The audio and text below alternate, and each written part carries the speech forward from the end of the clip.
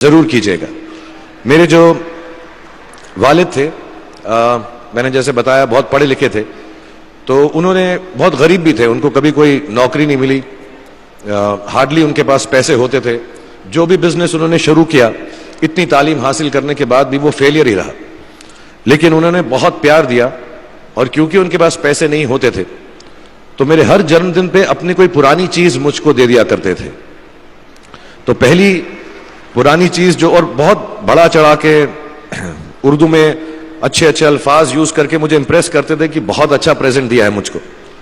तो वो मुझे पहली चीज उन्होंने मुझे, ये मैं हर जगह पर बोलता हूं, स्कूल के बच्चों के फंक्शन पे, येल यूनिवर्सिटी में, एडिनबरा में, क्योंकि आप लोग सब अपनी लाइफ के उस थ्रेशोल्ड पे हैं जहां से आपको कामयाबी हासिल करनी है इंशाल्लाह।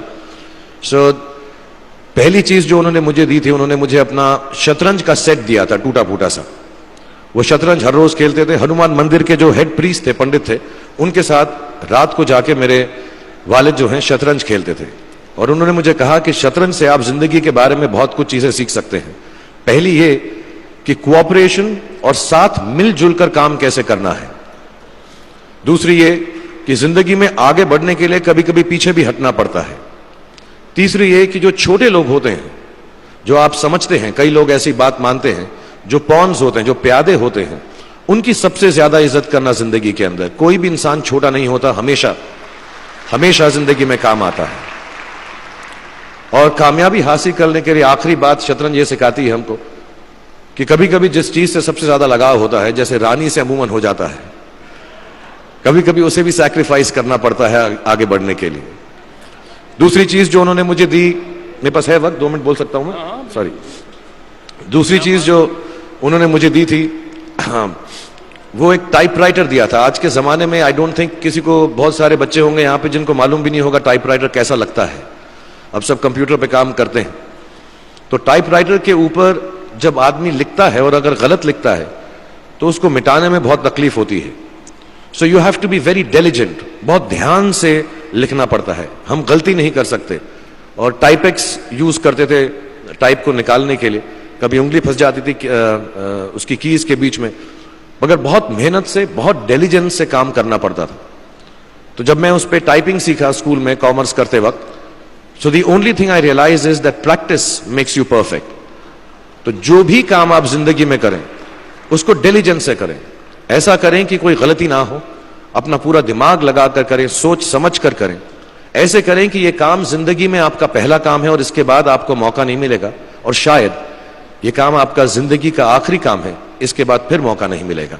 So do it with that kind of diligence. तीसरी चीज उन्होंने मुझे कैमरा दी थी, क्योंकि बहुत गरीब थे, वो कैमरा चलता नहीं था बिल्कुल भी, सिर्फ उसके व्यू फाइंडर से बड़ी अच्छी अच्छी तस्वीरें दिख जाती थी, लेकिन खिंचती बिल्कुल भी नहीं थी।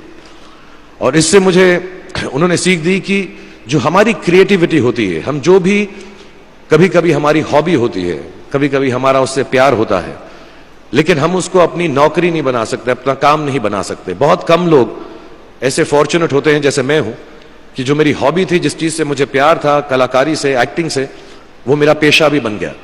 अमूमन ऐसा होता नहीं है, लेकिन जो हमारी कला है, चाहे वो पोएट्री है, चाहे वो लिखना है, चाहे वो पेंटिंग है, चाहे जो भी चीज, गाना है, अकेले में गाना है, हमारी क्रिएटिविटी जरूरी नहीं है कि दुनिया एक्सेप्ट करे। जैसे उस कैमरा की तस्वीरें दिखती नहीं है, लेकिन उसमें देखने से खूबसूरत लगता है हर कुछ, वैसे ही आपकी जो क्रिएटिविटी है वो अपने लिए रखें। क्योंकि जिंदगी में कभी ना कभी, कहीं ना कभी ऐसा मुकाम आएगा जब आप बहुत अकेला फील करेंगे। हो सकता है दुख का समय भी आए, उस वक्त आपकी जो क्रिएटिविटी है वो आपकी सबसे अच्छी दोस्त होगी, दुनिया उसको माने या ना माने। मैं बहुत खराब पोएट्री करता हूं, लेकिन जब भी दुखी होता हूं तो लिख लेता हूं। सराफ साहब से मैं अब सीखना भी चाहता हूं। मैं रेख्ता पे जाऊंगा, मुझे लगता है ये कमाल की साइट है, थोड़ी मैं शायरी वगैरह सीखूंगा। मेरी शायरी बहुत खराब है कि हमने तुम्हारी याद में रो रो के टब भर दिए, वो आए और नहा कर चल दिए। इस लेवल की पोएट्री है। लेकिन जब दुख होता है, ये भी बैठकर जब लिखता हूं तो बहुत दिल को शांति मिलती है। आखिरी चीज मेरे वालिद जी ने मुझे दी थी, वो दोनों मिक्स है, मैं जल्दी खत्म करता हूं क्योंकि आप लोगों के पास वक्त नहीं है, आप लोगों को अपनी डिग्रीज लेनी है, सोच रहे होंगे इतना वक्त जाया कर रहा है हमारा ये। तो मैं जल्दी से बताता हूं। एक, उन्होंने मुझे कहा एक सेंस ऑफ ह्यूमर हमेशा रखना जिंदगी में। हंसते हमेशा रहना, एक चाइल्ड लाइक इनोसेंस जरूर रखना।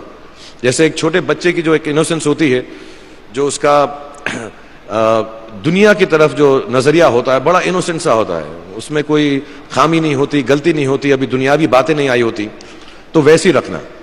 कई बार बचपन में मैंने जब बदतमीजी की या कोई गलत काम किया तो उन्होंने सेंस ऑफ ह्यूमर से मुझे बचाया।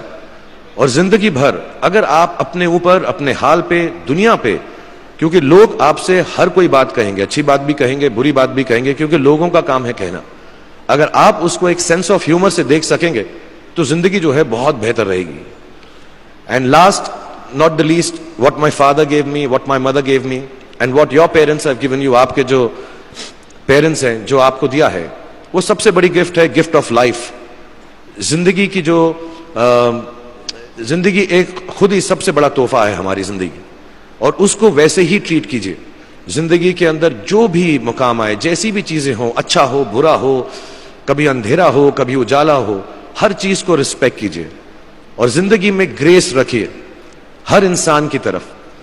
हर इंसान जो भी आपसे जो भी बात करेगा वो अपनी मुसीबत के हिसाब से करेगा, अपनी हैसियत के हिसाब से करेगा, कभी गलत बात भी बोलेगा, ऊंची बात भी बोलेगा। जब आप काम करेंगे, जब आप बड़ी बड़ी कंपनीज के अंदर नौकरी हासिल करेंगे, आपका हमेशा झगड़ा रहेगा, जो मेरा जूनियर है वो ऐसी बात करता है, मेरा सीनियर जो है ऐसी बात करता है। लेकिन सब जो हैं जिंदगी से जूझ रहे हैं, इस जिंदगी में कुछ बनने की कोशिश कर रहे हैं। सो वो ग्रेस जो है, वो लीवे जो है, हर किसी को दीजिएगा जो आपके साथी हैं, जो आपके साथ साथ काम कर रहे हैं, जो आपका साथ काम नहीं भी कर रहे और जो आपका साथ नहीं भी दे रहे। ग्रेस से बड़ी चीज आप जिंदगी को वापस नहीं लौटा सकते। ये 4-5 चीजें याद रखिएगा। याद रखिएगा, नहीं रहे तो कोई बात नहीं। आप लोग बहुत कुछ अभी इस जगह पर इल्म हासिल कर चुके हैं और मुझे उम्मीद है और मुझे यकीन है कि आप जो भी करेंगे जिंदगी में बहुत कामयाब होंगे। और फिर से मैं मौलाना आजाद नेशनल उर्दू यूनिवर्सिटी का शुक्रिया अदा करना चाहूंगा कि मुझे यहां पर बुलाया, आपसे मुखातिब होने का मौका दिया। थैंक यू वेरी मच, बहुत बहुत शुक्रिया।